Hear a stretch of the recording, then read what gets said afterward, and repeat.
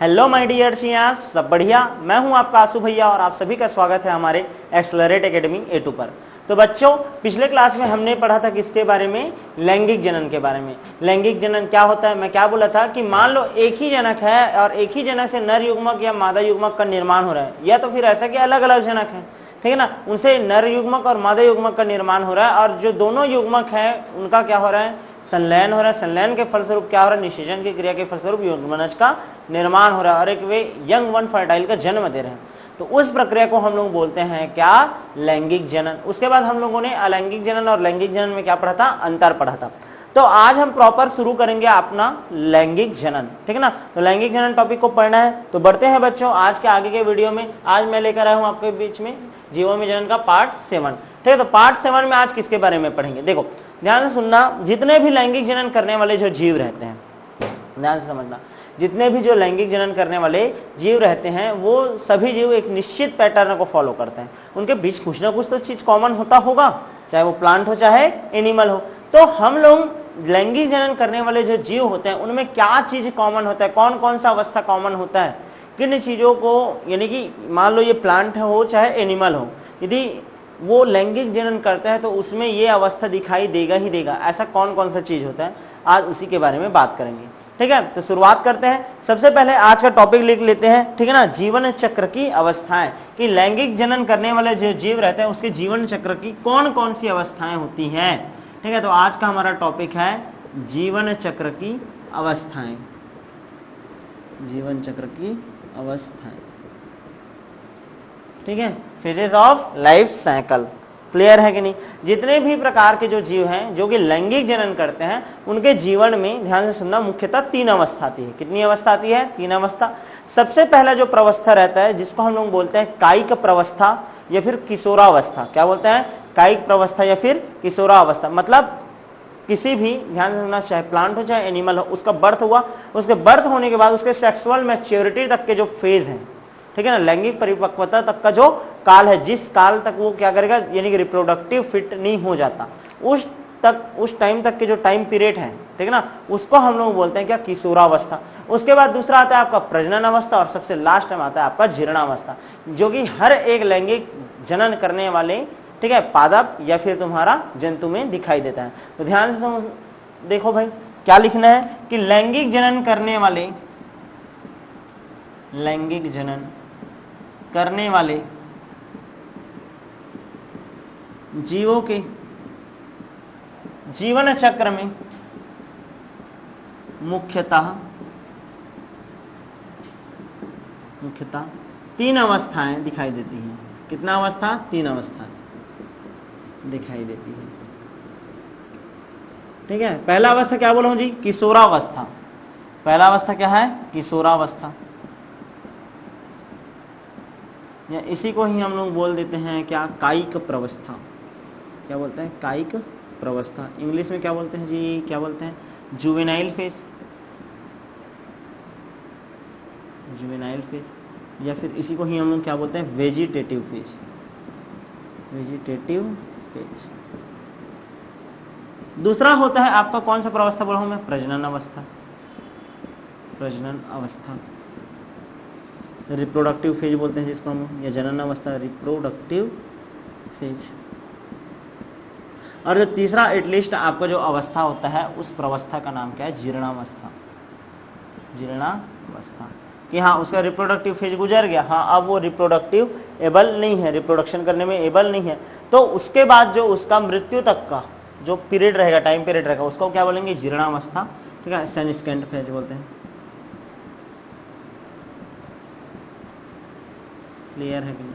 तो मैं क्या बोल रहा हूँ, किशोरावस्था या कायिक प्रवस्था क्या है कि बर्थ हुआ, बर्थ से लेकर कितना तक का टाइम पीरियड है बोल रहा हूँ मैं? सेक्सुअल मैच्योरिटी तक का, सेक्सुअल मैच्योरिटी की, जब तक वो लैंगिक रूप से परिपक्व नहीं हो जाता। कोई भी जो जीव है, चाहे वो जंतु हो चाहे पादप हो, तो बर्थ से लेकर उसके सेक्सुअल मैच्योरिटी तक का जो टाइम पीरियड रहता है उसको ही हम लोग क्या बोल रहे हैं? जुवेनाइल फेज या वेजिटेटिव फेज। अच्छा हो गया भाई, सेक्सुअल मैच्योरिटी हो गया। सेक्सुअल मैच्योरिटी से लेकर के, ठीक है ना, कौन से फेज तक, यानी कि रिप्रोडक्टिव एनेबल हो जाए जब तक वो, रिप्रोडक्टिव एबिलिटी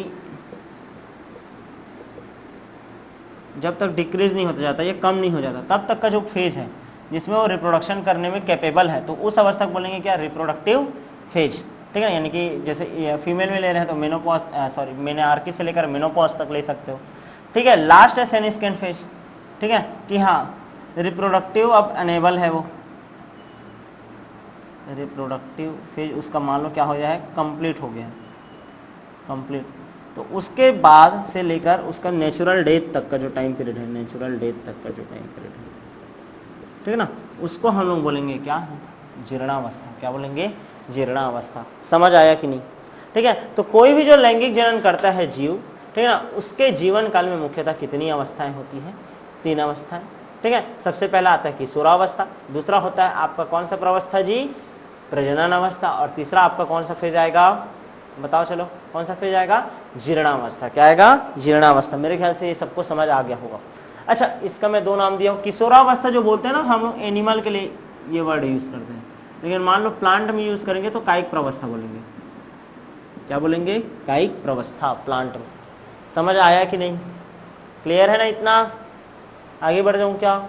चलो लिखो, अब एक एक फेज का अध्ययन करेंगे स्पेशली, ठीक है ना। आज में टारगेट है कि इन तीनों को हम लोग कवर करेंगे, मतलब ये टॉपिक कवर करेंगे, जीवन चक्र की अवस्थाएं। वैसे ये चैप्टर ज़्यादा लंबा नहीं है, लेकिन जानबूझकर छोटे छोटे पार्ट में करके आपको दे रहा हूँ, क्योंकि ये पूरा बेस बनाएगा आपका आने वाले 2 यूनिट का, ठीक है ना। चलो आगे बढ़ जाते हैं। ठीक है, सबसे पहला जो अवस्था पढ़ेंगे और वो अवस्था है आपका क्या, किशोरावस्था या कायिक प्रवस्था, जिसको हम लोग क्या बोलते हैं, जुवेनाइल फेज। ठीक है ना, साइड हेडिंग डालो, पहला प्रवस्था के बारे में लिखेंगे, ठीक है ना, किशोरा प्रवस्था, किशोरावस्था। इसी को क्या बोलते हैं बोला हूँ मैं, कायिक प्रवस्था। क्या बोलते हैं, कायिक प्रवस्था, कायिक प्रवस्था। तो इसके बारे में क्या लिखते हैं भाई, चलो लिखते हैं भाई, यह प्रजनन के पूर्व की अवस्था है, बता चुका हूँ ना, यह प्रजनन के पूर्व की अवस्था है, प्रजनन की जस्ट पूर्व की अवस्था है, ठीक है ना।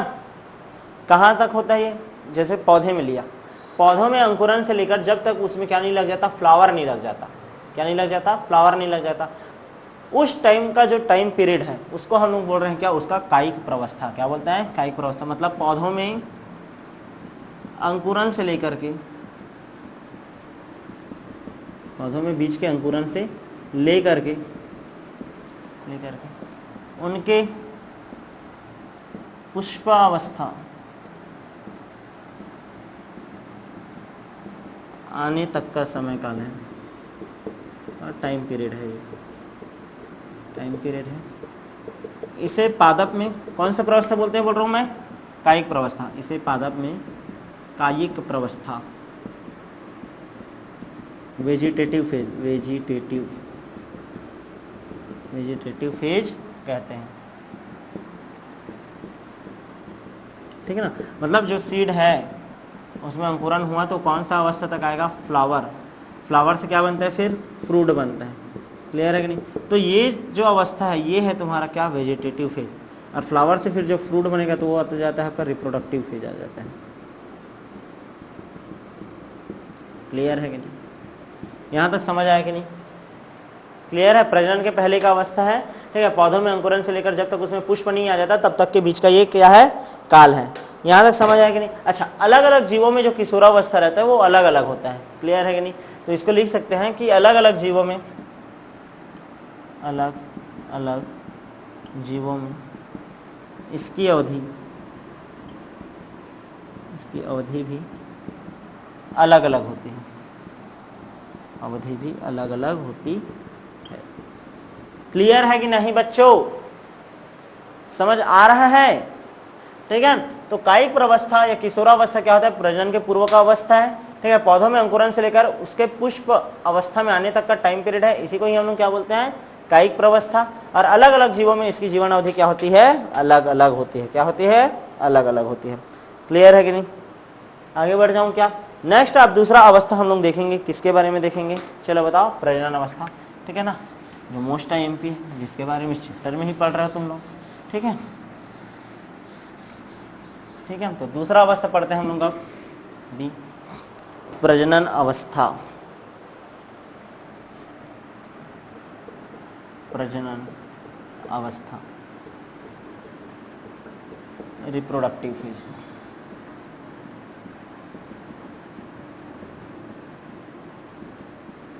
प्रजनन अवस्था या रिप्रोडक्टिव फेज। ठीक है, कैसे जानोगे कि प्रजनन अवस्था आ गया करके?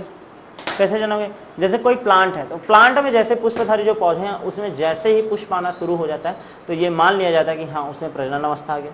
अच्छा, इन केस ऑफ ह्यूमन, जैसे फीमेल है तो फीमेल में क्या होता है, चलो बताओ, मेनार्की, मेनोपॉज का आना, ठीक है ना, वो प्रजनन अवस्था। और मेल में क्या है, लिबिडो प्रभाव आना शुरू होता है, लैंगिक व्यवहार दिखाना शुरू करता है, ठीक ना, तो ये सब आ जाता है। क्लियर है ना? तो चलो भाई शुरुआत करते हैं। कैसे लिखेंगे? किशोरावस्था की समाप्ति ही, किशोरावस्था आता ना इसके पहले, तो किशोरावस्था की समाप्ति ही प्रजनन अवस्था का आरंभ होता है। प्रजनन अवस्था का आरंभ होता है। प्रजनन अवस्था का क्या होता है? ये आरंभ होता है, ठीक है ना। और यह जो प्रवस्था है, प्रजनन अवस्था भी अलग अलग जीवों में क्या होती है? अलग अलग होती है। क्लियर है ना? अलग अलग अवधि की होती है। लिख सकते हैं जनन अवस्था भी, जनन अवस्था भी अलग अलग जीवों में, अलग अलग जीवों में अलग अलग अवधि की यानी टाइम पीरियड का होता है। किसी का प्रजनन अवस्था 2 साल है, किसी का 10 साल है, इतने साल तक वो जनन कर सकता है, समझ रहे हो कि नहीं? इतने टाइम तक वो रिप्रोडक्टिव एबल है, ठीक है ना। तो जनन अवस्था भी अलग अलग जीवों में अलग अलग अवधि की होती है। हाँ भैया, अलग अलग अवधि की होती है। यहाँ तक समझ आ रहा है कि नहीं? अच्छा, एक चीज हमेशा याद रखना कि पुष्पधारी जो पौधे रहते हैं, पुष्पधारी पौधों में, पुष्पधारी पौधों में प्रजनन अवस्था का प्रारंभ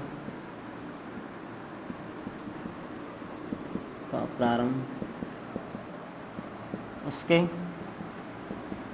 पुष्पन द्वारा पता किया जाता है, पुष्पन द्वारा ज्ञात करते हैं कि कब उसमें फूल खिलना शुरू हो रहा है। जैसे फूल खिलना शुरू हो गया, हाँ मतलब उसमें प्रजनन अवस्था आ गया। क्लियर है कि नहीं? ठीक है, यहाँ तक समझ आया कि नहीं? अच्छा, लैंगिक दृष्टि से अब ये जो पुष्पधारी पौधे हैं वो कितने टाइप के होते हैं इसके बारे में देख लेते हैं भाई। ये जो पुष्पधारी पौधे होते हैं कौन सी दृष्टि से? लैंगिक दृष्टि से, ठीक ना। लैंगिक दृष्टि से 2 प्रकार के होते हैं भाई। कितने प्रकार के होते हैं? 2 प्रकार के होते हैं। ये पुष्पधारी जो पौधे रहते हैं वो कितने प्रकार के रहते हैं? 2 प्रकार के रहते हैं। एक पौधा होता है मोनोकार्पिक पौधा और एक होता है पॉलीकार्पिक पौधा। एक होता है आपका क्या? मोनोकार्पिक पौधा, मोनोकार्पिक प्लांट, और एक होता है आपका polycarpic plant, polycarpic plant. Monocarpic plant क्या है कि ऐसा प्लांट जो अपने पूरे जिंदगी में, जीवन अवधि में केवल और केवल एक बार ही पुष्पन करता है और एक बार ही फल का निर्माण करेगा। ऐसे प्लांट को हम लोग क्या बोलते हैं? Monocarpic plant. क्या बोलते हैं? Monocarpic plant. मतलब ऐसा प्लांट या एक ऐसा पौधा जो अपने जीवन में केवल एक ही बार पुष्प को धारण करता है। एक बार पुष्प धारण कर रहे हैं मतलब अपने जीवन काल में केवल और केवल एक ही बार फल का उत्पादन करेगा। तो ऐसे प्लांट को हम लोग बोलते हैं क्या? Monocarpic plant. इसको भी अलग अलग डिवाइड करेंगे। और दूसरा होता है पॉलीकार्पिक प्लांट, मतलब अपने जीवन अवधि में कई बार पुष्प धारण करेगा। आम वगैरह के देखे होंगे, ठीक है ना। तो अपने जीवन अवधि में वो कई बार क्या करेगा? पुष्पन करता है और कई बार क्या होता है? उसमें फल धारण होता है। क्लियर है? तो लिखना शुरू करते हैं। सबसे पहले तो मोनोकार्पिक होता है और पॉलीकार्पिक होता है, ये जान डालें। शुरुआत करते हैं किससे? मोनोकार्पिक से। तो पहला साइड हेडिंग डालना मोनोकार्पिक प्लांट। क्या? Monocarpic plant. ये समझ आया कि नहीं? आ रहा है ना? ठीक है, ध्यान दो बच्चों। तो सबसे पहले बात करते हैं कौन से प्लांट के बारे में? मोनोकार्पिक प्लांट के बारे में, कि मोनोकार्पिक प्लांट होता क्या है। ठीक है, लिखो भाई पहला मोनोकार्पिक प्लांट। लिखो, ऐसे पौधे अपने जीवन काल में केवल या अपने जीवन अवधि में केवल एक बार पुष्प धारण करते हैं। एक बार पुष्प धारण करते हैं, इसके पश्चात फल उत्पन्न करते हैं। इसके पश्चात फल उत्पन्न करते हैं।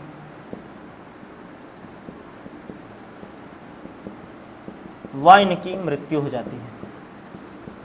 वह इनकी मृत्यु हो जाती है। क्लियर है कि नहीं जी? जीवन में केवल एक ही बार वो क्या करेंगे, पुष्प धारण करेंगे, ठीक है। और क्या हो जाता है इसका, उसके बाद फल आएगा, ठीक है ना, फलो फूलो बोलते हैं ना, ठीक है, पहले फूल आता है, उसके बाद क्या आता है, फल आता है, ठीक है ना, रिप्रोडक्शन हो जाता है। तो उसके बाद लास्ट में इसकी क्या हो जाएगी, फिर मृत्यु हो जाएगी। मोनोकार्पिक प्लांट भी अलग अलग प्रकार के रहते हैं। एक होता है एक वार्षिक, एक वर्षीय मोनोकार्पिक प्लांट, दूसरा होता है आपका द्विवर्षीय मोनोकार्पिक प्लांट, और एक होता है आपका बहुवर्षीय मोनोकार्पिक प्लांट। बहुवर्षीय मोनोकार्पिक प्लांट, एक वर्षीय मोनोकार्पिक प्लांट क्या है कि एक ही साल है, उसी साल में उस पौधे में पुष्प धारण होगा और उसी साल उस पुष्प में फल लगेगा। क्लियर है कि नहीं? मोनोकार्पिक प्लांट में जो एक वर्षीय पौधा है, जितना भी एक वर्षीय पौधा है, ठीक है ना, वो सभी क्या है, मोनोकार्पिक, एक वर्षीय जो पौधे हैं, ठीक है ना, ठीक है ना, उसी साल क्या होगा, उसी साल क्या लगेगा उसमें पुष्प, और उसी ही साल में ही फल लग जाएगा। एग्जाम्पल क्या है रे, गेहूं है, धान है, 6 महीने का फसल रहता है, एक वर्षीय है, उसमें फिर आ जाता है क्या? नहीं। कटाई कर लोगे फिर उग जाता है क्या? नहीं ना, ठीक है। तो एक वर्षीय पौधे इसमें आ जाएंगे, गेहूं है, आपका धान है, सूरजमुखी है, ठीक है ना, ये सब इसी में आते हैं, एक वर्षीय पौधे, और वो क्या है, मोनोकार्पिक है। अच्छा, दूसरा होता है तुम्हारा द्विवर्षीय पौधा। देखो, जीवन में केवल एक बार पुष्प आएगा, बोल रहा हूं ना मैं, ठीक है। दूसरा होता है आपका द्विवर्षीय पौधा, मतलब पहला साल, प्रथम वर्ष तो केवल क्या होता है, उसमें ग्रोथ होगा, और दूसरा साल उसमें क्या लगता है, पुष्प लगता है, पुष्प लगेगा, पुष्प के बाद क्या आ जाएगा, उसमें फल आएगा, 2 साल रहता है। क्लियर है नहीं? ऐसे पौधे को क्या बोलते हैं हम लोग, द्विवर्षीय पौधे, ठीक है ना। एक वर्ष में क्या होगा, ग्रोथ होगा, विकसित होगा, दूसरे साल में क्या होगा, उसमें पुष्प आ जाएगा, पुष्प से क्या बनेगा, फल। एग्जाम्पल क्या है तुम्हारा, मूली है, ठीक है, कैबेज, बंद गोभी जिसको बोलते हो तुम लोग, मूली है, कैबेज है। अच्छा, और क्या हो सकता है, गाजर है, ये सब इसी के अंतर्गत आते हैं, द्विवर्षीय पौधे होते हैं। क्या होते हैं, द्विवर्षीय, ठीक है। अच्छा, तीसरे होते हैं बहुवर्षीय पौधे, मतलब ये क्या करते हैं, ध्यान से सुनना, इनका जैसे वेजिटेटिव फेज हुआ, जैसे ही तो प्लांट है, तो प्लांट में क्या आएगा, फ्लावर आने का जो टाइम है, ठीक है ना, ये बहुत ही ज़्यादा लंबा पीरियड का रहता है बहुवर्षीय पौधे में, ठीक है ना। केवल एक बार आता है, जैसे बांस है, ठीक है ना, फ्लावर से फिर क्या बनता है, फ्रूट बनता है। तो ये वाला जो टाइम पीरियड है, बहुवर्षीय पौधे बहुत सालों में आता है ना, ठीक है ना। किस में आता है, जैसे कि बांस है, ठीक है ना, 50 से 100 ये आता है ना एग्जाम्पल, बहुवर्षीय पौधे का उदाहरण। बहुवर्षीय मोनोकार्पिक प्लांट कौन सा है, बांस है, वो 50 से 100 साल में केवल एक ही बार बस पुष्प धारण करता है जी, वो। क्लियर है कि नहीं? अच्छा, उसके बाद दूसरा उदाहरण देखो तो स्ट्रोबिलेंथस कुंथियाना, स्ट्रोबिलेंथस कुंथियाना, नीला कुरेंजी बोलते हैं जिसको, नीला कुरेंजी, केवल 12 साल में एक बार होता है वो, इसमें फूल केवल 12 साल में एक बार होता है, ठीक है ना। कौन सा कलर का फूल होता है, ब्लू कलर का। अच्छा, कब खिलता है, सितंबर अक्टूबर में, सितंबर और अक्टूबर के मिड में खिलता है। लास्ट 2006 में खिला था, उसके जस्ट 12 साल बाद मतलब 2018 में खिला था, उसके बाद फिर 12 साल जोड़ो दो, ठीक है, तो 2030 में खिलेगा। क्लियर है कि नहीं? तो ये है आपका स्ट्रोबिलेंथस कुंथियाना। कौन से एरिया में पाया जाता है, दक्षिण भारत एरिया में होता है, ठीक है ना। केवल 12 वर्ष में केवल एक बार भी आता है इसमें क्या, तुम्हारा फ्लावर। क्लियर है? पूरा पहाड़ी नीला नीला दिखाई देता है, इसको देखने के लिए बहुत ज़्यादा दर्शक लोग जाते हैं, नीला कुरेंजी बोलते हैं। तो तुमको ये ऑब्जेक्टिव के लिए याद रखना, एग्जाम्पल याद रखना, एक वर्षीय मोनोकार्पिक कौन सा है, द्विवर्षीय मोनोकार्पिक कौन सा है, और बहुवर्षीय मोनोकार्पिक कौन सा है। यानी कि अपने जीवन काल में केवल और केवल ये एक ही बार पुष्प को धारण करते हैं, ठीक है ना। तो ऐसे प्लांट को हम लोग क्या बोलते हैं, मोनोकार्पिक प्लांट। क्या बोलते हैं, मोनोकार्पिक प्लांट, ठीक है। दूसरा बात करते हैं, मोनोकार्पिक प्लांट हो गया, लिख लिए हो गया मेरे ख्याल से, ये दोनों एग्जाम्पल याद रखना। सबसे ज्यादा ये स्ट्रोबिलेंथस कुंथियाना, नीला कुरेंजी, जो 12 साल में केवल एक बार, ठीक है। आगे बढ़ जाऊं क्या, आगे बढ़ते हैं, ठीक है। अब बात करते हैं किसका, पॉलीकार्पिक प्लांट,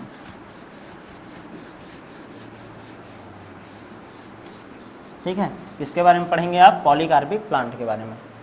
मोनोकार्पिक हो गया, अब पढ़ेंगे किसके बारे में, पॉलीकार्पिक प्लांट। ठीक है। पॉलीकार्पिक प्लांट क्या होता है, ठीक ना। दिमाग में ये रखना कि जो पॉलीकार्पिक प्लांट होते हैं उसमें कभी भी वेजिटेटिव फेज और रिप्रोडक्टिव फेज क्लियर कट नहीं होता, ठीक ना। वेजिटेटिव फेज का पीरियड लंबा भी हो सकता है, छोटा भी हो सकता है। रिप्रोडक्टिव फेज का काल लंबा भी हो सकता है, छोटा भी हो सकता है। क्लियर है कि नहीं। मतलब वे बहुवर्षीय पौधे, वे बहुवर्षीय पौधे जो प्रत्येक वर्ष एक विशेष मौसम में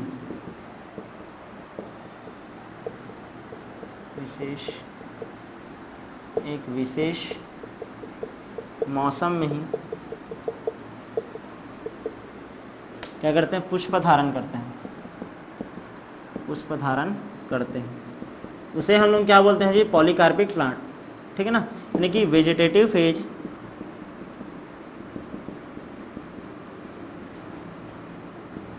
और जो रिप्रोडक्टिव फेज है वो क्लियर कट नहीं होता, इज नॉट क्लियर कट।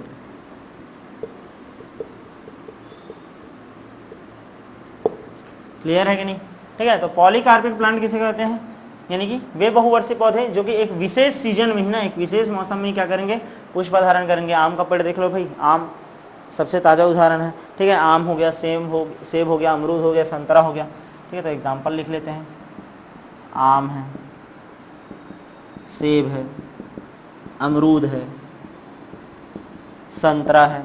ये सब उदाहरण है किसके, आपके पॉलीकार्पिक प्लांट के, ठीक है। यहाँ तक समझ आया कि नहीं, ठीक है। आगे बढ़ जाऊं, समझ आया कि नहीं ये। तो चलो भाई अब आगे बढ़ते हैं। अब यानी कि ये जो प्रजनन अवस्था तुम लोग पढ़ रहे थे ना, ये जो प्रजनन अवस्था था ये किस में पढ़ रहे थे, प्लांट में। अच्छा, एनिमल के केस में कैसा होता होगा भाई, ठीक ना। तो एनिमल में क्या होता है, जो आपका प्रजनन काल के आधार पर जो जंतु रहता है वो दो प्रकार के रहते हैं, ठीक ना। प्रजनन काल, ठीक है ना। अब जंतु में देख रहे हैं ना, प्रजनन काल के आधार पर जंतु कितने प्रकार के रहते हैं, दो प्रकार के होते हैं, ठीक है। पहला वो जंतु रहता है, ध्यान से सुनना, ठीक है, जिसको हम लोग बोलते हैं मौसमी प्रजनक। एक विशेष मौसम में ही वो क्या करेगा, बच्चे को जन्म देगा, या विशेष मौसम में ही क्या करता है, प्रजनन करता है। मौसमी प्रजनक बोलते हैं जिसको, सीजनल ब्रीडर, सीजनल ब्रीडर। और दूसरा होता है आपका क्या, सतत प्रजनक, कंटिन्यूअस ब्रीडर, ठीक है। कंटिन्यूअस ब्रीडर बोलते हैं, कंटिन्यूअस ब्रीडर। दो टाइप के तुम्हारे जंतु होते हैं, एक होता है आपका क्या, ठीक है, एक होता है मौसमी प्रजनक या ऋतुनिष्ठ प्रजनक बोलते हैं इसी को, और दूसरा होता है आपका सतत प्रजनक। ब्रीडर है जी, जो उत्पन्न करेगा उसको प्रजनक बोलेंगे ना, ठीक है। तो मौसमी प्रजनक किसको बोलते हैं, ध्यान समझना। ऐसे जंतु जो कि एक विशेष मौसम में ही, ऐसे जंतु जो कि क्या करते हैं, एक विशेष मौसम में ही प्रजनन करते हैं, या विशेष मौसम में ही क्या करते हैं, बच्चे को फिर जन्म देते हैं। तो ऐसे जंतुओं को हम लोग बोलते हैं मौसमिक प्रजनक। अच्छा, ऐसा कंडीशन क्यों हुआ होगा, वो साल भर प्रजनन क्यों नहीं कर सकते, क्योंकि उनके प्रजनन के लायक, ठीक है ना, वैसी मौसम नहीं होता होगा, फेवरेबल कंडीशन नहीं होता होगा। क्लियर है नहीं, स्थिति वैसा नहीं होता होगा। तो लिख लेते हैं भाई, ऋतुनिष्ठ प्रजनक क्या होता है या मौसमी प्रजनक क्या होता है, ठीक है। पहले इसके बारे में पढ़ते हैं। दो प्रकार के जंतु होते हैं बोला हूं मैं, एक होता है मौसमी और एक होता है सतत, ठीक है। तो मौसमी प्रजनक या सतत प्रजनक, ठीक है ना। तो सबसे पहले मौसमी प्रजनक पढ़ेंगे, सीजनल ब्रीडर, ठीक है। क्या होता है इसका परिभाषा लिखो तो, ठीक है। चलो देखते हैं। अधिकांश जंतु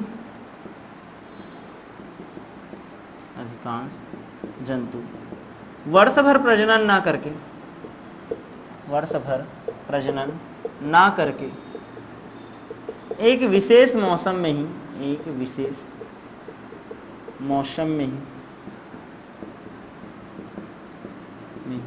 या सीजन में ही क्या करते हैं, प्रजनन करते हैं। तो ऐसे जंतुओं को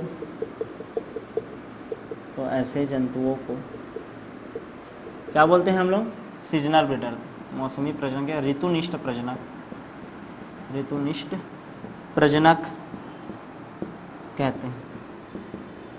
जैसे एग्जांपल देखो, बफेलो है, विशेष मौसम में ही प्रजनन करेगा। बीच, ठीक है ना, ये भी विशेष मौसम में जितने भी बर्ड्स आते हैं, पोल्ट्री बर्ड को हम अपने हिसाब से कन्वर्ट कर चुके हैं, ठीक है ना, कि हाँ वो डेली के डेली एग लेइंग करेंगे वर्ष भर, तो वो अलग है। लेकिन अधिकांशतः जितने भी बर्ड होते हैं वो एग लेइंग कब करते हैं, जब उनका विशेष सीजन होता है तभी। क्लियर है कि नहीं? क्यों होता है मौसमी प्रजनन? ठीक है, फेवरेबल कंडीशन के नाम से। अनुकूल परिस्थिति उसी टाइम बनता होगा भाई, उस विशेष स्थिति में, उस विशेष मौसम में।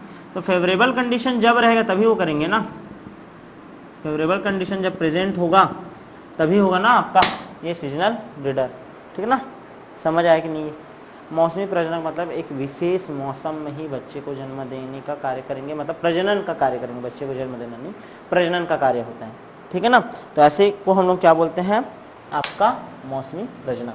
दूसरा बात करते हैं अपना, ठीक है, सतत प्रजनक, कंटिन्यूअस ब्रीडर। एग्जाम्पल देखेंगे, पूरा एक चार्ट बनाऊंगा आप लोगों के लिए, ठीक है, उसका टेंशन मतलब। जितने भी नॉन मैमल्स आते हैं ना उसमें ये सब आता है, ठीक है, नॉन मैमल्स में होता है, एग्जाम्पल में लिख लेते हैं, ये नॉन मैमल्स भी है ना, वो भी आता है, लेकिन जो देख लेना नॉन मैमल्स। ठीक, आगे बढ़ते हैं, बात करते हैं अब किसका, कंटिन्यूअस ब्रीडर, सतत प्रजनक, सतत प्रजनक, कंटिन्यूअस ब्रीडर।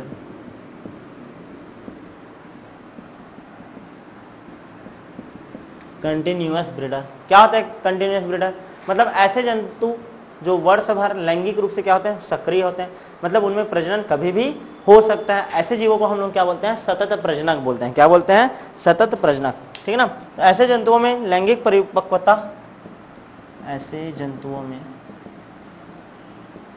लैंगिक परिपक्वता के काल में, लैंगिक परिपक्वता के काल में कभी भी प्रजनन हो सकता है, ठीक है, लैंगिक प्रजनन हो सकता है। तो ऐसे जीवों को हम, ऐसे जीवों को हम क्या कहते हैं? सतत प्रजनक कहते हैं, सतत प्रजनक कहते हैं। क्लियर है कि नहीं? तो ऐसे जीवों को हम लोग क्या बोलेंगे? सतत प्रजनक कहेंगे। यहाँ तक क्लियर है कि नहीं? एग्जाम्पल में जितने भी प्लेसेंटाधारी हैं, ठीक है ना, अपरा स्तनीधारी, ठीक है ना, ध्यान से देखो तो प्लेसेंटल मैमल्स है, जैसे कि याद रखना प्राइमेट्स है, जितने भी प्राइमेट्स आते हैं सतत प्रजनक होते हैं, ठीक है। दूसरा तुम्हारा जैसे कि मनुष्य ही है ना इसमें उदाहरण, ठीक है ना, तो ये सब आ जाएंगे किसमें? सतत प्रजनक में। अच्छा, पोल्ट्री बर्ड जो हम लोग पाल रहे हैं भाई, उसमें अपने हिसाब से चेंजेस ला दिए ना, तो लगातार वो कंटिन्यू ब्रीडिंग कर सकते हैं, तो एक पर्पस के लिए उसका यूज़ हो रहा है, ठीक है ना, तो ये इसके अंतर्गत आ सकता है। यहाँ तक समझ आएगी नहीं? अच्छा, चूहा भी है, खरगोश भी है ना, चूहा है, खरगोश है, कभी भी इसमें ब्रीडिंग हो सकता है, सतत प्रजनक होते हैं। यहाँ तक क्लियर है कि नहीं? तो प्रजनन काल पर के आधार पर जंतु कितने प्रकार के होंगे? दो, एक होता है आपका क्या? मौसमी प्रजनक, और एक होता है आपका सतत प्रजनक। समझ आ गया कि नहीं? आगे बढ़ जाऊं, मिटा दूं क्या? चलो मिटा रहे हैं भाई, ठीक।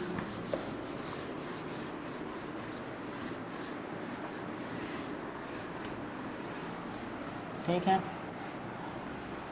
अब देखो ये जनन अवस्था ही चल रहा है ना अभी। जीवन चक्र का 3 अवस्था होता है बोला हूं। तो सबसे पहले जो अवस्था था, कौन सा प्रवस्था था? कैयिक प्रवस्था, ये किशोरावस्था, वो कंप्लीट हो गया था। दूसरा भी प्रजनन अवस्था पढ़ रहे हैं, ठीक है ना, उसमें एक बार पौधे में बता दिया, अब और किसके बाद बताया? जंतु में। अच्छा, एक चीज और जानना कि जितने भी प्लेसेंटल मेमल्स होता है ना, तो प्लेसेंटल मेमल्स में अंडाशय की सक्रियता, फैलोपियन ट्यूब में क्या गति चल रहा है, हार्मोन का लेवल क्या है, ठीक है ना, और क्या बोलना चाहिए, उसमें लगातार क्या आते जाता है? चेंजेस आते जाता है। ध्यान से सुनना, कोई भी जो अपर स्तनाधारी, यानी कि क्या बोलना चाहिए आपका? प्लेसेंटल मेमल्स, प्लेसेंटल मेमल्स जो प्लेसेंटा धारण करते हैं, है ना, प्लेसेंटल मेमल्स है। इसमें क्या होता है? ओवरी का जो सक्रियता रहता है, ओवरी का सक्रियता है, आपका जो क्या बोलना चाहिए? यूट्रस है, गर्भाशय है, ठीक है ना, यूट्रस है, और हार्मोन लेवल, हार्मोनल लेवल, ठीक है ना, इसमें क्या होते रहता है? अच्छा, प्लेसेंटल मेमल्स, वो भी कौन सा? फीमेल, किसमें बात करो? फीमेल में। तो फीमेल में क्या होता है? जो ओवरी रहता है, प्रजनन अंग है, ध्यान से समझना, प्रजनन अंग है आपका, फैलोपियन ट्यूब है, ये आपका क्या है, ओवरी है, ठीक है ना। तो ये जो ओवरी है, ठीक है ना,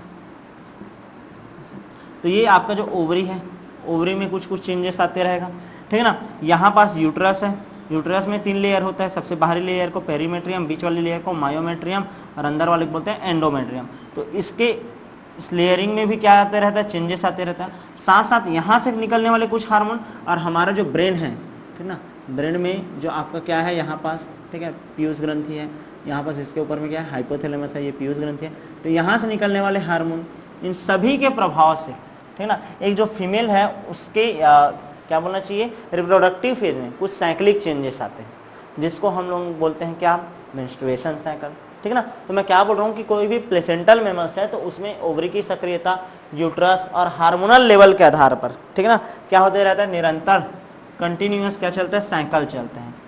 जब तक वो रिप्रोडक्टिव फेज में रहती है तब तक कंटिन्यूअस क्या चलता है, उसमें साइकिल चलते रहता है, एक चक्र चलते रहता है, हाँ ये अवस्था आएगा, फिर इसके बाद ये अवस्था आएगा, ऐसा करके, ठीक है ना। तो ये जो हमारे जो जंतु रहते हैं, ठीक है ना, ये जो प्लेसेंटल मेमल्स हैं, ठीक है ना, मादा में, ठीक है ना, यह जो चक्रीय परिवर्तन है 2 प्रकार का हो सकता है। यह चक्रीय परिवर्तन कितने प्रकार का हो सकता है, 2 प्रकार का।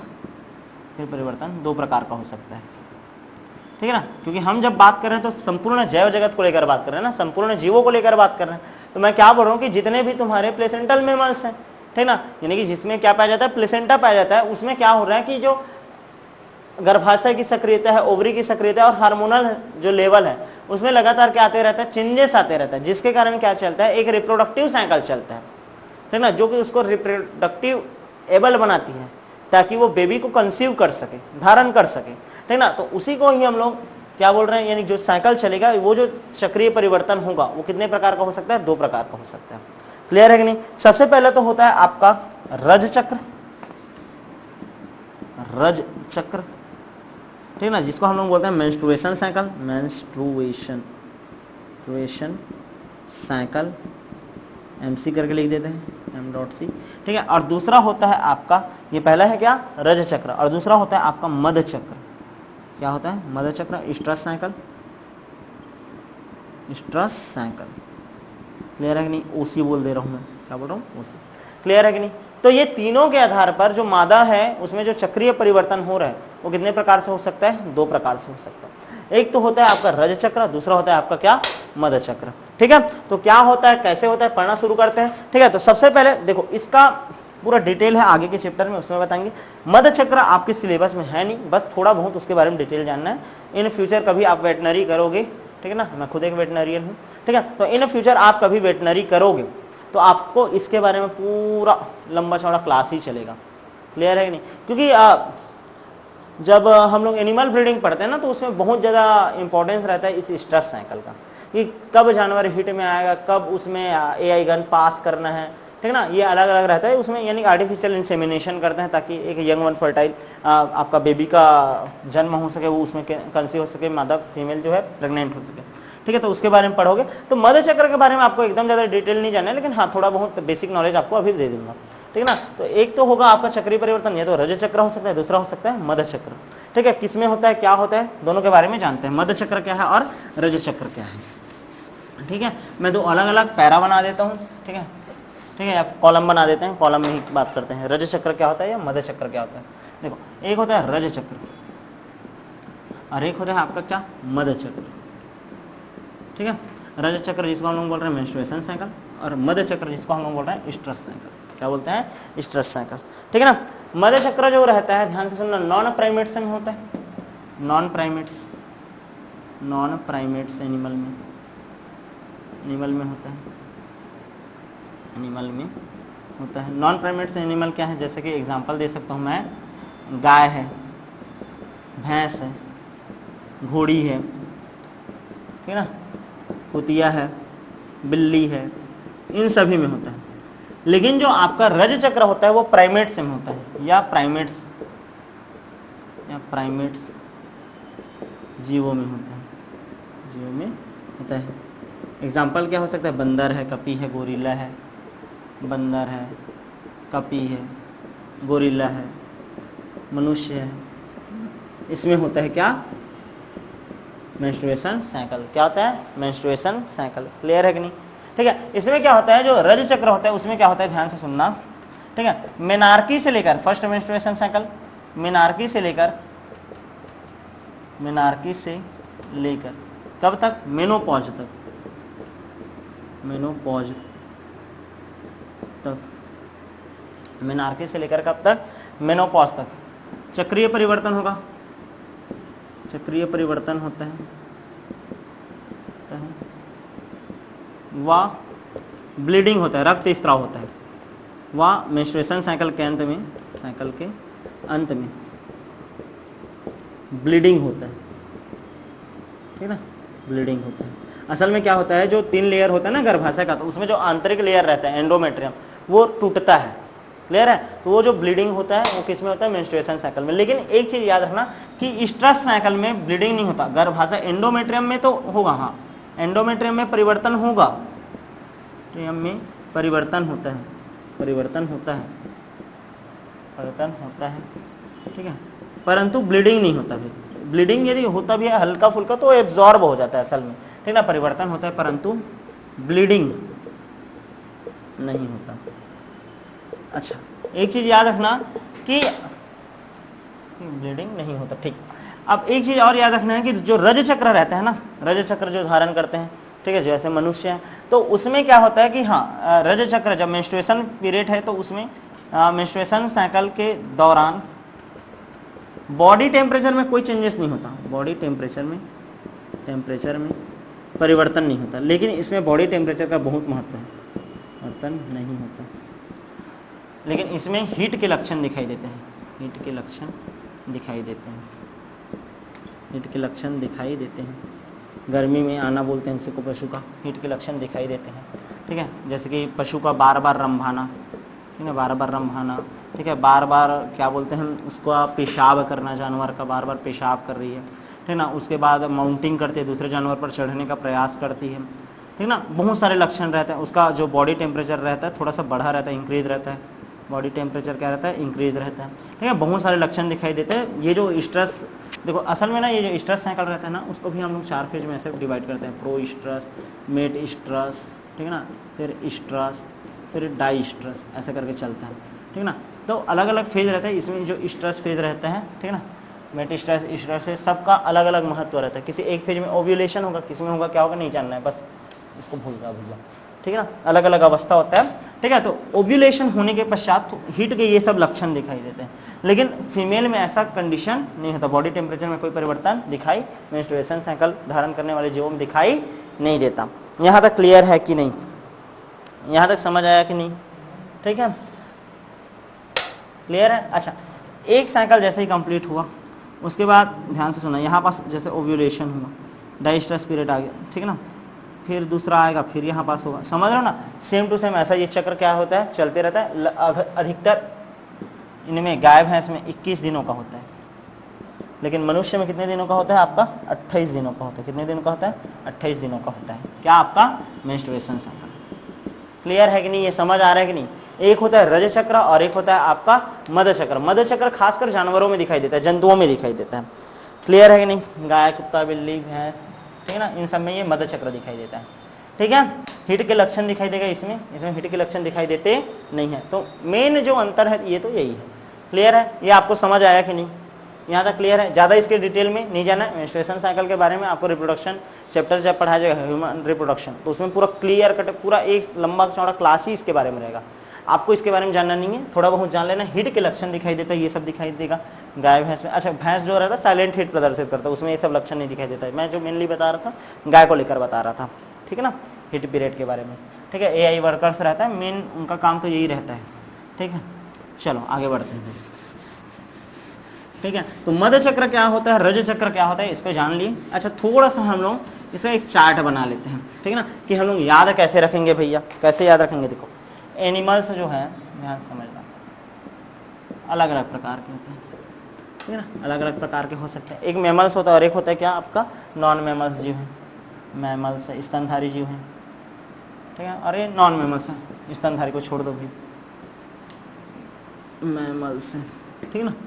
मैमल्स भी कितने प्रकार के हो सकते हैं, 2 प्रकार के। स्तनधारी जीव भी कितने प्रकार के हो सकते हैं, दो प्रकार के हो सकते हैं, एक प्लेसेंटा वाले हो सकते हैं, एक जो जिनके जीवन में क्या यानी कि जो क्या करते हैं प्लेसेंटा धारण करते हैं, और एक हो सकता है नॉन प्लेसेंटल जिनके बॉडी जिनके जो बेबी रहता है, ठीक है, उसका जब डेवलपमेंट होता है प्लेसेंटा नहीं बनता है, ठीक है, तो ऐसे टाइप के भी हो सकते हैं। अच्छा, ये जो प्लेसेंटा धारण करने वाले जो जीव हैं वो भी कितने प्रकार के हो सकते हैं? दो प्रकार के हो सकते हैं। कितने प्रकार के हो सकते हैं जी? प्लेसेंटा धारण करने वाले भी जीव कितने प्रकार के हो सकते हैं? दो प्रकार के।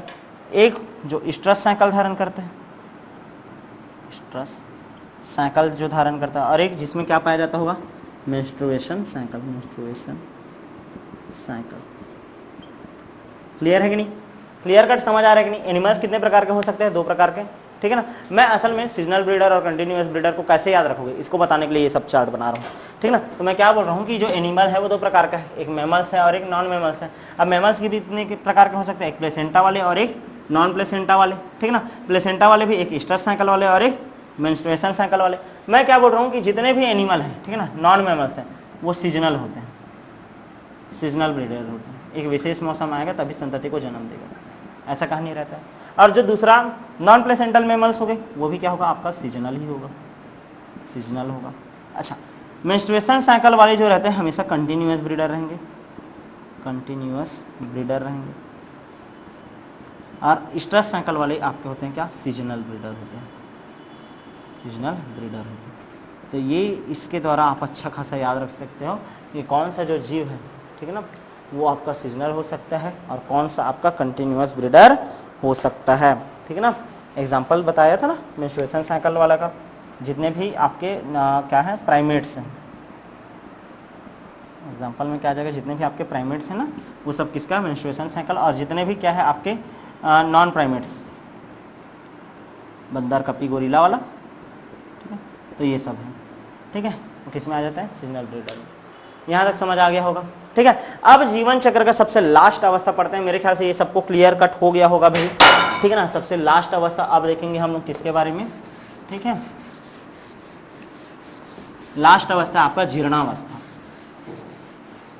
ठीक है, जीर्णावस्था।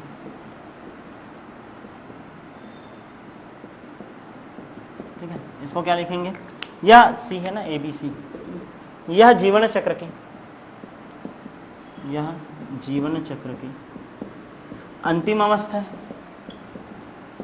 अंतिम अवस्था है, जीवन चक्र का सबसे लास्ट अवस्था है, ठीक है ना।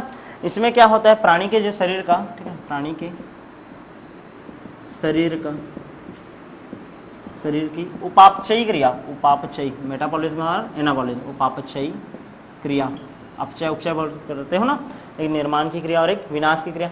तो प्राणी के शरीर की उपापचयी क्रिया क्या हो जाती है? धीमी गति से होती है, धीमी हो जाती है, धीमी हो जाती है। क्लियर है कि नहीं? मंद गति से होने लगती है और अंत में जीव की मृत्यु हो जाती है, अंत में जीव की क्या हो जाती है? मृत्यु। राम नाम सत्य हो जाता है जी। क्लियर है कि नहीं? ठीक है, तो जो लास्ट अवस्था है रिप्रोडक्टिव फेज के बाद का, ठीक है ना, यानी कि जब रिप्रोडक्टिव एनेबल हो चुका है वो, अब यानी कि और बच्चे यानी संतति उत्पन्न और नहीं कर सकता, तो उसके बाद का जो अवस्था है उसको हम लोग बोलते हैं क्या? जीर्णावस्था। क्या बोलते हैं?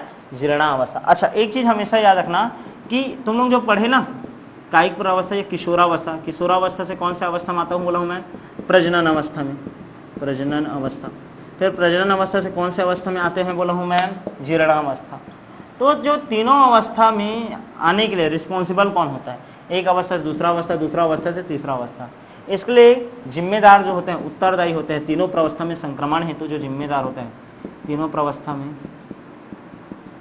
संक्रमण हेतु, यानी कि एक रूप से दूसरे रूप में, एक अवस्था से दूसरे अवस्था संक्रमण हेतु कौन जिम्मेदार होता है? हार्मोन उत्तरदायी होते हैं। हार्मोन क्या होते हैं? उत्तरदायी होते हैं।